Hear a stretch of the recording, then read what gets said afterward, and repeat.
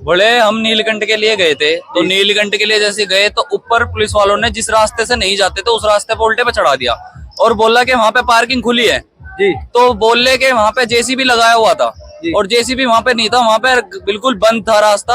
और जितने भी यात्री थे वहां पे, बहुत लाखों की तादाद में उस टाइम पे भी यात्री थे वहां पे। कोई गिरने खाई से बच रहा, कोई किसी चीज से बच रहा, कोई बच्चे वाला था, कोई बीवी वाला था, सब थे वहां पे। और सबको इतनी परेशानी हुई बहुत से ज्यादा है।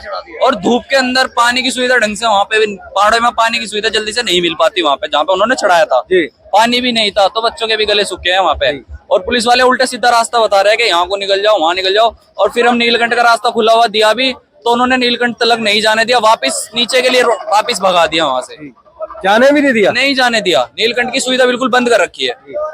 सो आप देख रहे हैं कि जैसे इन्हें जाना था वो नीलकंठ के रास्ते पे जाना था। जी बोले, आपको बहुत सारी प्रॉब्लम है, दिक्कत आई। जी बोले, वो कहना क्या चाहेंगे प्रशासन को, क्या क्यों आ रही है पुलिस में, क्यों? से इतना ही कुछ कहेंगे कि जब अपनी अरदास लेके कहाँ आएंगे, हरिद्वार आएंगे तो नीलकंठ के दर्शन तो जरूर करने हैं जी। हर एक कावड़िया के मन में रहता है कि भाई हमें नीलकंठ के दर्शन करने हैं जी। और जब वो नीलकंठ के दर्शन नहीं करेगा, अब उदासी में हम अपने घर जाए। बताओ, हमारा मन था मेले में 3-4 दिन के लिए घूमने का, अब उदास इतने हो रहे हैं कि कोई सुविधा ही नहीं है ढंग की, तो कैसे जाएंगे?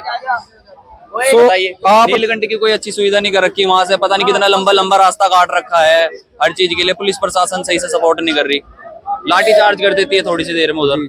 सो आप देख रहे हैं जो भाई आए थे हमारे अपने श्रद्धा लेकर मन में गुरु के पास, उनकी श्रद्धा पूरी नहीं हुई, बिल्कुल हार्ट हुए, आपका दिल दुखी हुआ।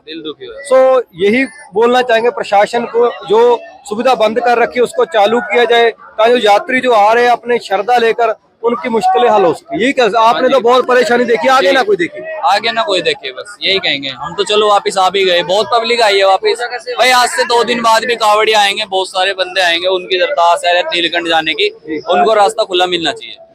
So thank you. कोई बात नहीं, हमें नहीं मिला और उनको मिलना चाहिए जो, बस आपने नहीं कहना चाहेंगे। इधर आ हाँ जी, मेरा नाम मनोज कुमार है जी। मैं दिल्ली से आया हूँ और हम काफी सारे बोल रहे हैं। हम जिस चीज के लिए आए कि नीलकंठ जाने के लिए, भाई हम इसीलिए आए कि हमारी श्रद्धा है। हम साल में सावन के दिन आते हैं और हम दिल्ली से आए हैं। दिल्ली से आने के बाद में नीलकंठ पहुंचे, 5 किलोमीटर के दायरे में, मतलब कि 5 किलोमीटर के दायरे में मंदिर रह चुका था हमारा। तो जब हम गए तो गेट से ही उत्तराखंड पुलिस ने हमें रिटर्न वापसी कर दिया, कह रहे आप सीधे गेट से निकल जाओ। अब सीधा गेट वो जो पहाड़ों से जा रहा है, वो पता नहीं कहाँ पे जाएगा कहाँ पे नहीं। पहले चढ़ा दिया उन्होंने पार्किंग से, देखो जी पार्किंग है ऊपर, वो पहले हमने कभी आज तक रास्ता ही नहीं देखा। मैं 2093 से आ रहा हूँ, मैं 1993 से मैं यहाँ पे आ रहा हूँ, क्योंकि श्रद्धा मन में भाव है तो जब भी तो आते हैं। क्यों खाली गंगा जी पे आके नहा के चले जाएंगे, क्यों भोले को जल नहीं चढ़ाएंगे तो क्या होगा हमारा? हम श्रद्धा से तो आते हैं। अगर हमें श्रद्धा भाव से भी नहीं माना जाएगा, उत्तराखंड पुलिस का ये भाव नहीं बनता कि भाई तुम जाओ और इधर से निकल जाओ या इधर से निकल जाओ, और फिर जो भी उधर जब जबरदस्ती का वैसे बोला जाता है उसको डंडा मार दिया जाता है, फायदा क्या होगा उसका? अब हम वहां से वापसी हो गए, परेशान होने के बाद हमारा कम से कम 3-4 लीटर गाड़ी से तेल भी फूका है मोटरसाइकिलों का। अब जब तेल फूका तो फिर भी हम वापसी आए हैं, और वापसी आने के बाद में गंगा जी नहा लिए। हमारा दिल दुखी आज भी। देखो हम ये नहीं चाहते कि भाई सभी श्रद्धालु आए हुए हैं, अब लाखों के या करोड़ों की तादाद में श्रद्धालु यहाँ पे आए हुए हैं। जब सब श्रद्धालुओं के साथ में ऐसा होगा तो आगे क्या होगा? फिर तो कोई श्रद्धालु यहाँ पे नहीं आएगा।